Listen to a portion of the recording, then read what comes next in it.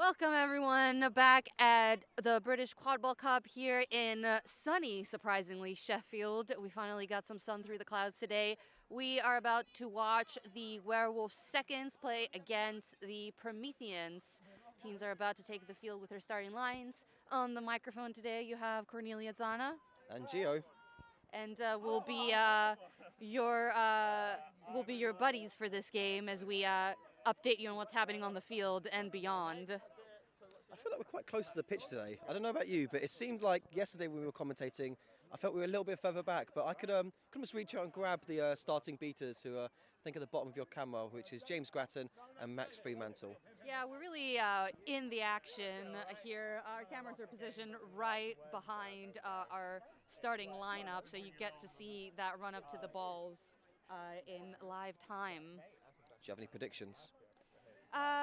It will be interesting to see. I know the Werewolves seconds had some great plays yesterday, but Prometheans got pretty physical in some of their games, so I think it will be an exciting game to watch. Yeah, I think the winner will be the team that scores the most goals and then maybe catches the thing. What do you think? No, that doesn't sound right. Yeah, that doesn't sound right at all. All right, let's see. Prometheans start with the quaffle, with the volleyball, and let's see if we are able to get a goal here to start off the game. Ooh, no, beat out. Really nice block there from Patrick Gray against Zach Cox after Dylan Jones won the volleyball and had a really nice pass over the top. But it was a really nice beat attempt there from James Grattan, the Prometheans beater, getting to the first dodgeball ahead of Max Fremantle and then going and pressuring Claire Hutchinson, which I think was a really nice style of play. And now they've got control with both dodgeballs. Yeah, James is a fast beater. He seems to just appear all over the place, so we'll see how the Werewolves beaters will fare against that.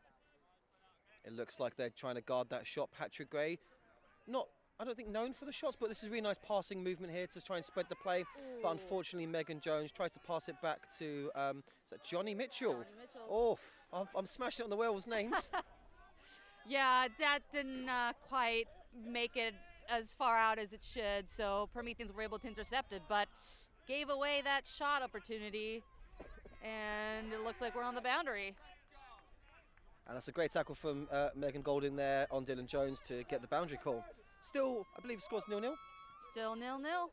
Tight game. No one put the thing through the hoop to score the thing and win the game. You've got to put the thing through the other thing, and then you get the thing, and then you do the thing. I feel like that's most team talks, no? That's how I would have my team talks. Yeah, people get it. We promise we've commentated and played this sport before. Yeah, just a couple of years, I guess. All right, ball over to Megan Golding and beat out way up top. Oh, that's a really nice tackle there. Woo! Getting that slap out of the way, but Prometheans maintained the ball. That was a really nice defensive play there from number 21, who is... Oh, put you on the spot there, Corni. This is your team. I joined the Werewolves a few months ago. I'm still learning, people. Don't judge me. That was a really nice play, considering that there was no dodgeballs on defense. But there we go. We've got 3. Johnny Mitchell just runs through. There is no one to stop. And I don't know why Johnny didn't slow down, because you can save your energy when there is nothing on defense, in my opinion. But I also hate running, so... Yeah, but some people have very long legs, so they're allowed to run a little more. Yeah, I feel like Johnny took like 3 steps, almost at the halfway line already. Could not be me. Wish I had that kind of height and stride. God, if in my head, I often say, if I was about 6'4", and I've tried to play like I'm 6'4", but I'm nowhere near 6'4". I just want to do a casual jump and one hand grab that ball out of the air. That's my dream. I've seen some people do it this weekend, and it's just beautiful to watch this so high-level quad ball. All right, so we have our first point on the board by Werewolves. Ooh, another great wrap. Really nice two-handed tackle there on Connor Climo, who passes over the toop and falls to the floor, gets beat out from Claire. And there we go. Oh, that's a really nice beat there from Max. And Johnny Mitchell with, again, the 3 strides to make the halfway line, slows it down. Claire's fighting James Grattan for that one in the middle. Max subs off, so there is currently... Claire seems to be getting a hold of the bludger, but James is still holding out. Really nice support there from Phil Sam. Pass over the top, safe, I believe. steps, looks for the hoop, Petra's there. Oh, what an incredible tip! That was an incredible tip from Connor Climo. So Connor Climo has played for many years, formerly Chester when they were around. Very good athletic player, still got that speed, incredible seeker as well. So hopefully we might get to see them come on the seek later. Yeah, he had some great plays yesterday as well, just weaving through the defense and scoring some great points for Prometheans. Really good tackler as well, as someone who had to play him yesterday and got tackled by him a couple of times. Very, very good, solid tackler. Speaking of tackling, what are your thoughts on the two-arm tackling? This is the first major tournament that has that rule implemented. I think it's an interesting change. I think it changes the way that people will try and attempt tackles. I still think it's a safety element in terms of understanding how to tackle as well as how to fall correctly. The most important bit is, if you are the tackler, is control. You need to control the person you're tackling as well as your broom, because obviously no one wants a broom to go anywhere. Impaled. Exactly.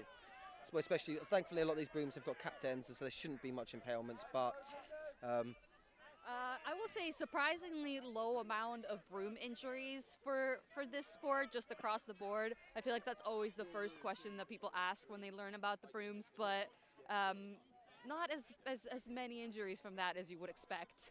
Yeah, I think I've seen a lot more, I don't want to say like aggression in terms of a negative sense. I think there's been a lot more attempts to tackle with this two-handed style of play, and I think that's quite good for the game. Again, this is a contact game, this is a physical game, and it's nice to see that side of the game in this country at least has been a little bit underutilised in my opinion for the last few years.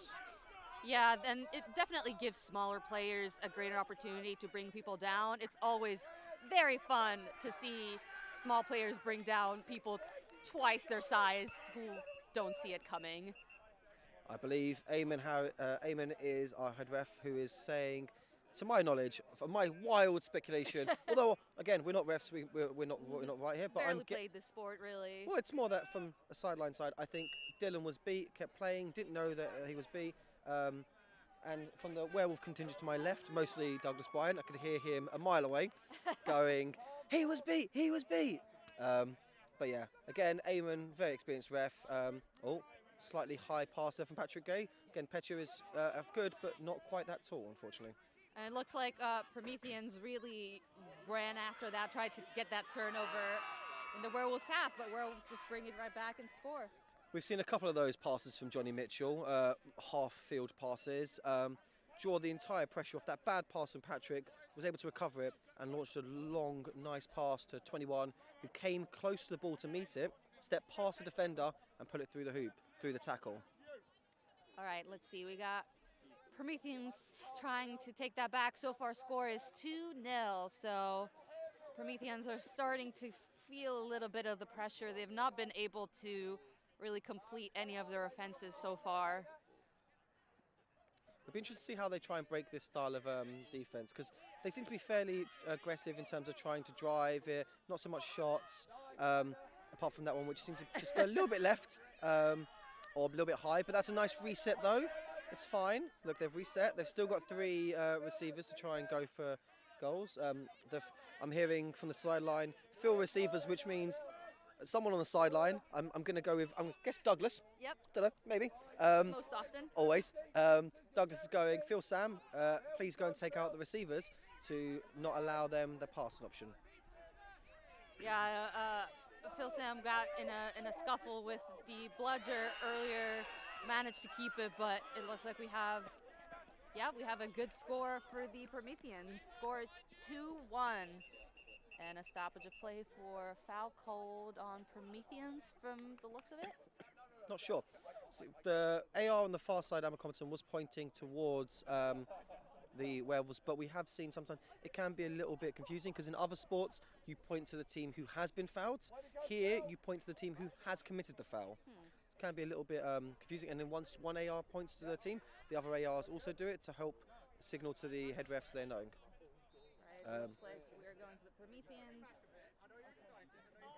Larger turnover, but is the goal counted as good? Because it may have happened before, we're not too sure. Let's see. No card given. It was after the goal, but we can hear. So goal is good.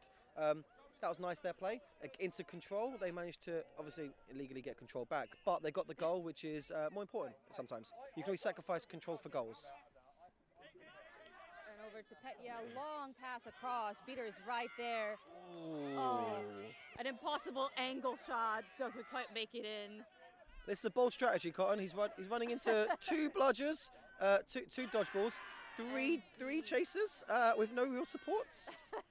Interesting strategies. It didn't pay off this time, but Did not pan out for them. Sometimes it's better, even if you see an opportunity, to take a moment, make sure everyone is set up to support the offense, especially when the opposing team has control on the beater side. as someone who is opposed to running, I think you should be walking all the time. The game is played too fast, in my opinion. Everyone should be walking. There should be no running allowed. You know, all the rule changes that have been made in the past few years to speed up the game, let's take them all back. Yeah. Slow ball for life. Walking quad ball, let's go. Talking of rule changes, what rule changes would you implement to the sport? I would go back to the rounded corners of the field just for fun. Like an oval, it's nice. Oh, Dylan Jones stopping that with his face there. Nice, love it. Good tackle there, attempt on Morgan Ward, but Morgan is quite a large boy TM, and that's a really nice pass back to Lee. Lee's looking for some options, and unfortunately nothing's really there. Going back to Morgan Ward. Sorry to interrupt you there. Circle pitches, oval pitches, sorry, Oval the pitches, egg. Yes, the egg of times of old.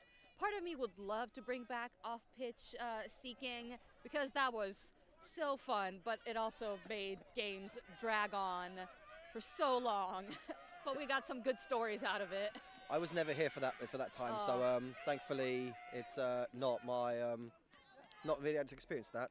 It was a good time. I've seen, when I was playing it in Boston at the time, I saw snitches hide in the subway stations, climb trees around the park. One of them just hid among the spectators, and it was just a fun. Oh! So what happened was it was a pass attempt from one beater to another. Phil taps up in the air, goes to catch it, and unfortunately drops it. So he's beat out.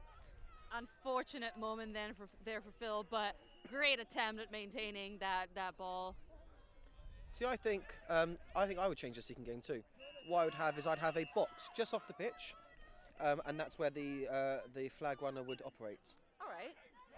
Because teams can still run back to the designated points to touch in and stuff, but it means that, because sometimes I've seen it where the flag runner is on our near side, as camera near side, will then run to the opposite side, a sneaky substitution will happen, and the flag runner won't see, they'll get the tag, and sometimes if you're on the opposing team, that's quite frustrating to see because it's part of the game, but if we can try and change it, avoid that, let's see what we can do.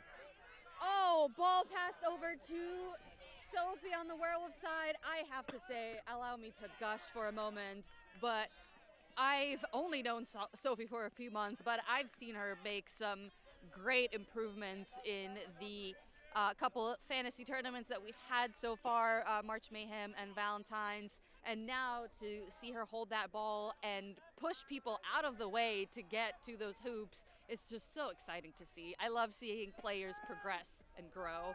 It's the confidence, I think, is the big growing factor. The more you play, the more times you get the opportunity to carry the volleyball, the more times you'll be confident doing it in a game. Yeah, I agree. And honestly, it takes getting hit a couple of times to realize that it's not that big of a deal to get that physical contact, and that just changes everything. It's the same for when you get hit by the dodgeball. Yeah, it hurts sometimes, but that's it really. If you're not scared of it as much, then the power of it has been taken away. Yeah, it's a matter of being exposed to it. That's the therapy. Yeah, so in training what you're saying is we should just have everyone line up and just be hit by dodgeballs for like an hour and a half maybe. Correct, yes, that is exactly what I'm saying. Let the record state. Yeah, you heard that here first, guys. Corni is advocating for teams to just have their players line up in a game and just be hit. It's great target practice for the beaters as well. Bit of a wayward pass there from Morgan Ward to Lee, but that's a really good interception there from Kyle. Beat on Lee. Kyle has got, there's one bludger. Zach Cox is calling for deep. No bludgers. Pass over the ball to Zach. Zach steps, passes it in. Neve almost gets their hand in there and stop that ball, but doesn't quite make it. Really nice play there from Carl Balderson to dispossess Lee off the bad pass from Morgan. Really nice steal attempt there from Dylan Jones from behind. That was very cheeky. You'd love to see it. I love a good sneak on the ball. That's one of my dream plays, to sneak behind a keeper and just pop that ball through their arm someday. Rip it out and go for the goal, no? Yeah, that's the ultimate plan. Oh, pass slips through there to Dan Golding. Dan Golding shoots, unfortunately, a little bit wide, but Morgan is there. That's why it's so important to have that reset option. Pass back to Dan. Beater is on the hunt there. And we have a reset for the Werewolves. Score is currently 2-3. Prometheans have taken the lead for now. I think Werewolves might have gotten a little comfortable there in the beginning. 3 unanswered goals there from Prometheans, so they're obviously doing something right. Or is it a case of Werewolves doing something wrong? I think there might have been some subs that have kind of thrown communication off and thrown the cohesion of the team off. We'll see if this lineup will be able to find it. Oh! Morgan Warden driving, and scoring. Barely avoided a beat there earlier, just skimmed the ground next to him, but managed to get that goal in the end. Yeah, Rudy there, Rudy Abassi-Adams, goal ref, indicating clearly with 2 hands up that the goal is good. Just making sure, nice and clear. We love to see it from goal refs. But he can put his hands down, though, yeah. Just making sure. Goal has been called good, Rudy. You know he can't hear us. Oh, there we are. And the hands come down. Listen, I'd rather have that than bad communication from the goal refs. Yeah, I feel like as a goal ref, your job is just is for one fold, it's to see if the thing goes through see if the thing goes through the thing. Exactly. And then put your hands up if it does, and if it doesn't, swipe sideways. Yeah, I will say I think goal reffing is probably the most stressful reffing position for me. I would say it's also maybe a thankless task. Yep. Arjun gets the ball, nice, great beat, I think, from Sam Instone there on Connor Climo, right at the foot. Arjun slowing it down, this is nice. They're looking to try and break through this one beater attack. Dan's looking for the cut, but Connor Climo's marking. Matt Smith now with the volleyball. Oh, unfortunate slip of the broom from Instone. Oh. But Dan Golding recovers it, but unfortunately gets beat. But you know what that does? It allows the defense of Werewolves to get set, which is nice. Instone is right there to stop that quick drive. Great beat from James Grattan on Sam Instone, though. And he steals that bludger as well, letting that goal through. Very enthusiastic goal, good there from Rob Pearce, and our goal from the left-hand side. Again, as we said, always good to see. But what that goal was caused by was a really nice, aggressive beat from James Grattan to go and steal the dodgeball from Sam Instone, and then the team capitalised on it. It's all about timings, communicating between the chasers and the beaters, and trying to capitalise on the gaps that are created. It was also a series of unfortunate moments there for the beaters. Sam Instone lost his broom as Claire tried to get to the drop bludger. She tripped over the volleyball that was coming in the way. Oh, and we have a Werewolf player down. Dan Golding went for a fairly aggressive tackle there to try and stop Connor Climo driving through, and it was very close. Dan's broom came out and is being seen to by the first aider. Hopefully he's fine. I think it might have been a bit of a head whiplash on the ground. Sometimes, again, talking about this two-handed tackling thing, I think this is where my opinion is that this is where it becomes a slight danger issue, because a lot of the teams will commit to a two-hand immediately, a lot of players will, and the problem with that is you can't have the broom as controlled, because you have to pinch your thighs together to hold the broom, which means your legs aren't spread far, which means you haven't got a good base underneath you, and you're more likely you're not ready. Yeah, you're more likely to fall over. Well, I've always been a favour of having your legs set, nice, good, solid base underneath you, one hand holding the broom, the other hand going for the tackle, then you pinch your thighs, you've got the broom, second hand come and engage.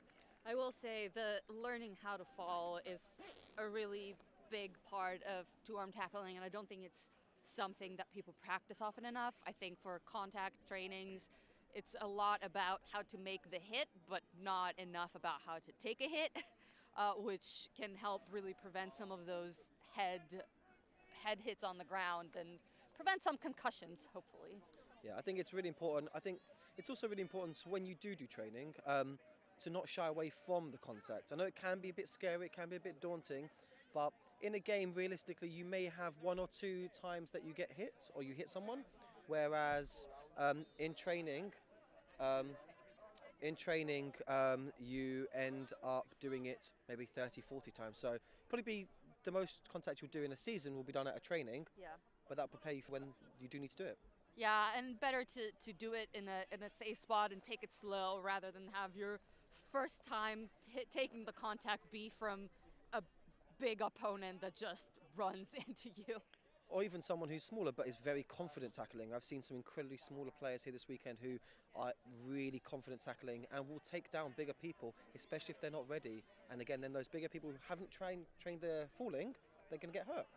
Yeah, that's something I've seen a lot with especially taller players that are not used to being brought down. They're not ready to take that fall, and they're not sure where to place their limbs, leading to many injuries. Especially some of these fairly tall people who are mostly limbs. Yeah. Connor Climo, Dylan Jones, I would even say Johnny Mitchell for the two teams here. Mostly limbs, these three people. Yep. Megan Golding, also all limbs. Dan Golding, also all limbs. It runs in the Golding family, apparently. Limbs with a little bit of a body. So there we are. Timeout used by Prometheans. They're 2 up. They've got control. They're probably just saying, can we reset this? Right, nice tackle there from Claire. But the broom has been snapped in half. This is the second broom that has been snapped in half in 2 game slots. We had one in our previous game also snap. In your game? We had one in our game as well. People are just having strong thighs today, I think. It's probably all that two-handed tackling that people are doing. Yeah. Those thighs are gripping those brooms and snapping them in half. Great hit by Claire, though. Unfortunate for the broom that gets her off broom, so she needs to tag back in. Gives Prometheans the opportunity to keep that control. But we have Sam Instone protecting Patrick Gray there quite nicely. You've got Ash as the shoulder, number 21, who scored some beautiful goals earlier. Hopefully they can get some goals coming now. Let's see if that timeout allowed the Wolves to reset a little and find their... But what that was an incredible block there from James Grattan, and we have a delayed penalty called by Daniel Bonnell on the far side. I'm gonna speculate, wild speculations here, that was probably for the potential face beat on Matt Smith. I believe it was from James Grattan, but I wasn't sure who threw the beat. But again, wild speculation. I think they should be fine. No, I don't know actually. I'm not a ref. I'm not in the ref doing this game. What do you think? Yeah, the face bit rule seems to be causing a bit of confusion among refs across the board, both here and in the U.S. Based on my experience, in terms of distance, force, whether it was egregious or not, whether the player moved into it. So what you're saying is you have to walk with your face first out. If you walk with your face out, then it's not you're not getting carded, right? I am not a ref for this exact reason, we should but make I'll this rule, say though. yes. I'll say yes to any question you ask me about reffing. So it looks like we That's do going to be have dangerous. A card there. Yep. Card there for Imi Brimmer. I was incorrect. It wasn't James Grattan, yeah. But it was for that face beat. Because that was the first action used after the foul or the turnover, that is not a reset used. Matt Smith knowing the rules there, being able to utilise a slow attack. Ash going for the shot, unfortunately misses to me. Yep, looks like it's been missed. Yeah, and it's off the boundary, so the ball goes back to Prometheans. Could have maybe waited a little bit there, a little bit of miscommunication, but control still with Werewolves, as you would expect considering that Prometheans are down a beater. This is the opportunity, I think, for Wolves to capitalize on that missing beater. They should have probably scored that opportunity. I think that Prometheans now will try and play really slow, burn that 1 minute sin bin time, and hopefully get their beater, Imi Boomer, back in before they can concede any goals. Agreed. If they get the opportunity, let's see if they'll take it. Oh, sending the ball deep behind. Instone clearing up some of those players. And Claire is there to take out the receiver as well. But the way I kind of view the sport is about possessions. The turnover caused a free possession for Prometheans to have, and that wayward pass has caused another free possession. So if they don't score, they are down a beater. It looks like Imi Brimmer is back in though. So they've managed to ride that entire minute wave quite nicely. Score right now is 30-50. Prometheans are still up. It looks like Werewolves decided to make a sub on the beaters on that offense, and were not able to help out their chasers at all to make that goal happen. I think with the flag runner coming on the pitch very soon and the Seekers getting ready, Werewolves might try and prioritise control because, oh, that's a great pass and catch. Unlucky, hit the pole instead of going through the hoop, so that is not a goal. So they didn't put the thing through the thing? They did not put the thing through the thing. They tried, but the thing hit the thing instead. Oh, I don't hate it when it hits the thing. Oh, the worst. Megan Golding back on. We have is that Johnny Mitchell, Patrick Gray, Lee Sykes, I believe? That is Neve. Oh, is that Neve? Sorry, yes, it is Neve. As you can tell, I don't play for Werewolves. I don't know the players. Nice pass there from Patrick to Megan, but a two-handed wrap from Dylan Jones brings Megan to the ground, and it looks like that will probably be a Prometheans ball. Yeah. Keeper gets hands on it, and Beater is there to clean up. And our flag runner today is Bill Orridge. This could last a long time. Bill is a very good player, nationally ranked Team England beater, as well as a really, really good flag runner, which is great. I was commentating one of the games that he was the flag runner for yesterday, and that went for a while. He had to hit both handicaps. He was fighting against the Seekers with one arm and still managing to hold both of them off. It's always impressive to see how these snitches move. But what I've seen is Connor Climo and Ash are both very good and capable Seekers. Great beat on the heel there by Werewolves. Carnage, there's no bludgers. Oh, Max beating out the head ref there. Patrick Gray driving, spins, dunks, misses. Great stave there by the keeper. That is very unfortunate. Oh. I can hear Douglas screaming instructions from the sideline. I wonder if you're catching this in the stream. Yelling to the Werewolves to communicate much better, especially for the beaters to call who they're helping out. Looks like we have a Prometheans beater all the way in the back on the Werewolf side. That's not going to be helpful because Ash is now going to have time, and although there is going to be a 3-second count, but we'll see how far Amy Boomer can get with the 3 seconds. Yeah, it was impressive. I believe it was Prometheans, another Prometheans game where the beaters just did not let the opposing Seeker get any time in. They had them running sprints back and forth to the hoops the entire time. So we'll see what the strategy will be on the Promethean side here. It looks like Werewolves have at least one beater hanging out around the Seeker to protect. And that's the aim of the game. When you've got a flag runner as good as Bill, you need time. And it looks like the Werewolves are going to try and give Ash time as we try and go for this catch. Ash is safe. Climo is still there. Lena gets out Connor Climo with a really nice beat. Good control here from the Werewolves beaters, but that's a goal for Prometheans. Score is 30-60, so this catch could put Werewolves back on par with Prometheans and give them a chance. Otherwise, I can see Prometheans just running away with the score. Well, this is the thing is, if this catch, you'll go to set score, I believe, right? Oh, very close attempt. Beaters are right there protecting.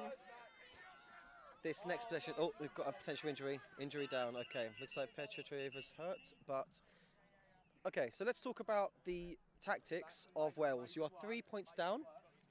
You've put all your resources, the resources being the dodgeballs, on the flag runner to try and protect Ash, keep Connor Climo away, make him run some laps going back and forth.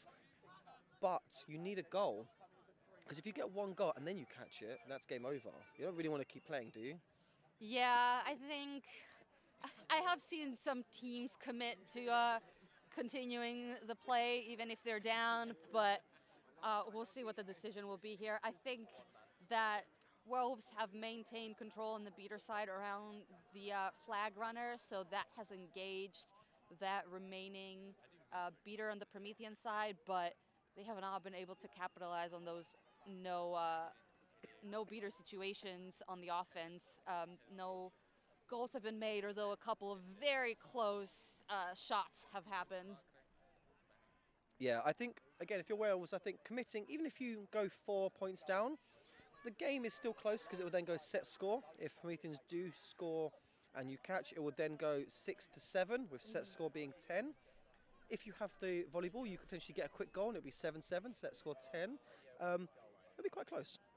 Yeah, I hope that we see that catch and have that kind of close game. I will say a lot of the games yesterday had quite a big differential in the points, so it will be good to see some close competitive games today. We are in the knockout stages, so to speak. There is the play backup bracket in terms of the way the bracket format is doing. That, for example, the game earlier, LQC versus Raptors.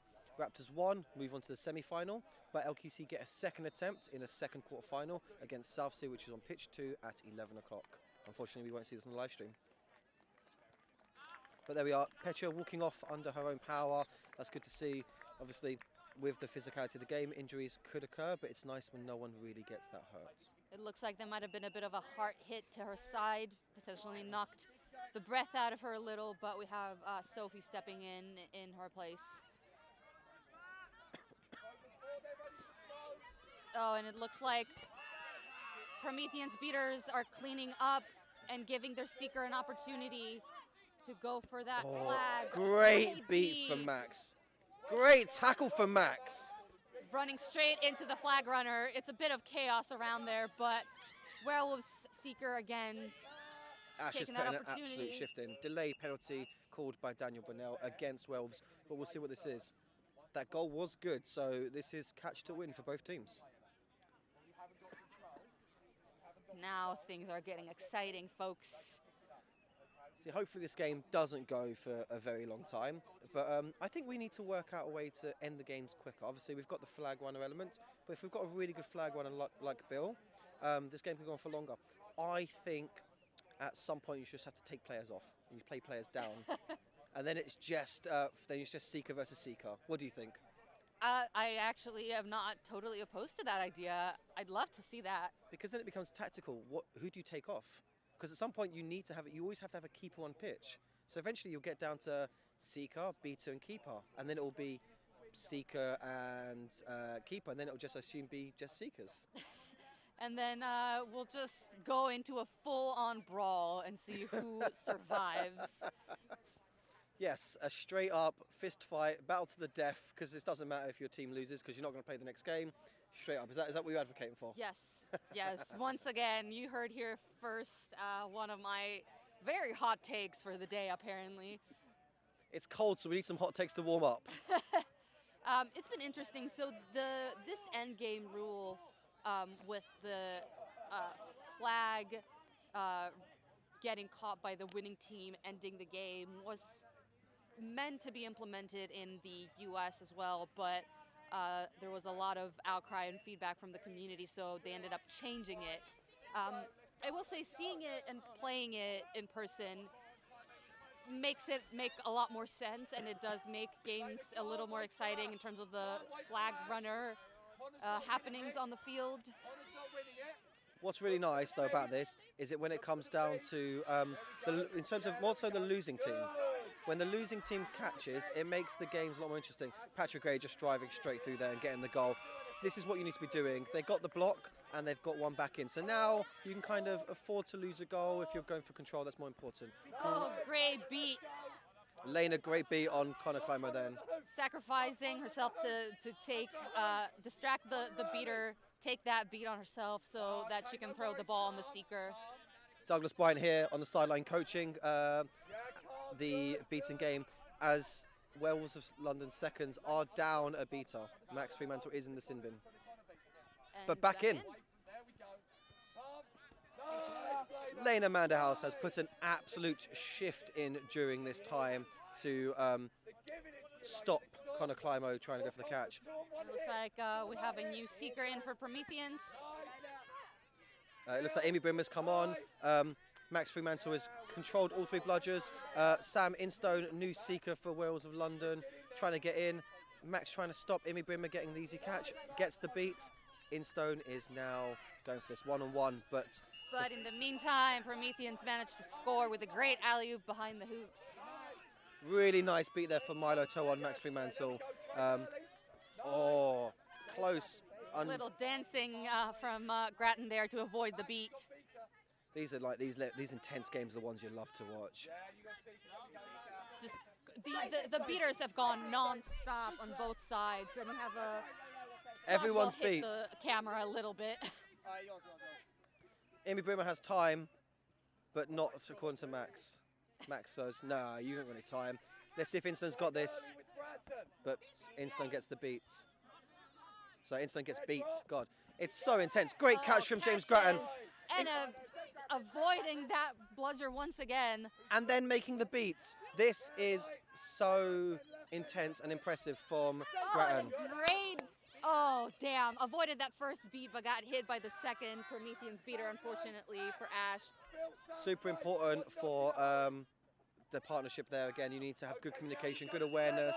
But that's a goal for Prometheans, taking to 6-8.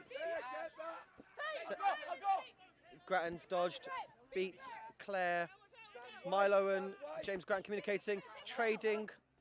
Oh. Milo beating out James. Ash trying to get in. Ash has got it! Got in while the flag runner was distracted defending against the Promethean Seeker. And that goal could mean the win for Werewolves. That catch, sorry. That was a little bit intense there. Yeah. I apologise if we didn't do a great job commentating. There was so much going on between these incredible beaters of Milo, James, Max, Claire, Lena. All have put an absolute shift in. Imi earlier today as well. And then the seeking game between Climo, Imi, Ash and Sam Instone. This was a great game to watch. I hope you all enjoyed it at home. Obviously, game might not be over. Don't know. Yeah, They're discussing. It seemed like a pretty clean catch. There was no impeding of the flag runner, and that is a win for Werewolves seconds. Wow, that was a non-stop change there around the flag runner, especially beaters were going at 100% the entire time. There was so much to watch. You can see how much it means to the Wales Londons, running over, jumping on Ash. I think Phil was the first one there and leapt into the arms of Ash. Good thing Ash is quite strong and didn't fall over. But yeah, I think that was a great game. I think definitely I'm going to have to rewatch that one off the cameras as we have got some incredibly high-tech, high-specs recording going on this weekend for your entertainment at home. But yeah, I think that'll do it for us. I don't know what game's on next on this pitch. Do you know?